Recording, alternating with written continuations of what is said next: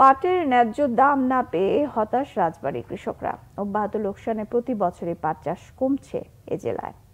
চাষিরা বলছেন, শ্রমিকের মজুরি ও কৃষি উপকরণের দাম বেশি হয় উৎপাদন খরচ তুলতেই হিমশিম খেতে হচ্ছে তাদের। তবে কৃষি বিভাগ বলছে, প্রণোদনা দিয়ে কৃষকদের উৎসাহ যোগাচ্ছেন তারা। রাজবাড়ীর প্রতিনিধি এম দেলোয়ার হোসেনের তথ্যছবিতে ডেস্ক রিপোর্ট। পাট থেকে আঁশ তৈরিতে ব্যস্ত রাজবাড়ীর চাষিরা। কাটা, জাগ দেয়া, ধোয়া, রোদে শুকানো শেষে বাজারে তোলার প্রস্তুতি তাদের। কিন্তু হাসি নেই কারো মুখে। উৎপাদন খরচই তুলতে পারছেন না বলে অভিযোগ কৃষকদের। এক পাখি বইটি ভালো হলে 5 মণ পাট হইতেছে, কামলা টামলা দিয়ে আমাদের 10,000 টাকা খরচ হইতেছে। 10,000 টাকা খরচ হলে দেখা গেল যে আমরা এখন ধুলিবাড়ি লস হইতেছে। মনে করেন যে পাখি ভর্তি 5,000 টাকা লস যাইতেছে।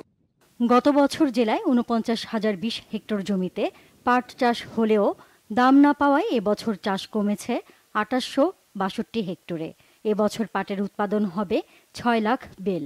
ইতোমধ্যে ৮০% জমির পাট কাটা হয়েছে। পয়দের দাম তো এবার বেশি।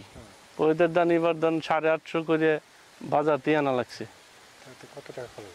850 করে আনা হয়েছে, তাহলে কাটতি 6টা 7টা করে পয়তে লাগতেছে। আর পাটের দাম মনে করেন যে একেবারে কম, 2500 টাকা 2400 টাকা মন। আমাদের পাট দরকার হলো 4000 টাকা মন। ঠিক আছে, 4000 টাকা মন পাট হলে আমাদের একটু পোষাবে, কারণ এক পাখি পাট 20 থেকে 22,000 টাকা খরচ হয় কাটা দোয়া দিয়ে। কৃষি বিভাগ বলছে, পাটের ফলন বাড়াতে কৃষি প্রণোদনা হিসেবে 25,000 কৃষককে বীজ বিতরণ করা হয়েছে। এবছর ফলনও ভালো। বাজার মূল্য মোটামুটি সন্তোষজনক হয়। প্রায় 2600 থেকে 3200 টাকা মন পাট বিক্রি হচ্ছে বাজারে, এবং আশা করতেছি মৌসুমের শুরু এখন, পরবর্তীতে হয়তো পাটের বাজার দর আরো ভালো পাওয়া যেতে পারে। চলতি মৌসুমে জেলায় 46,158 হেক্টর জমিতে পাটের চাষ হয়েছে।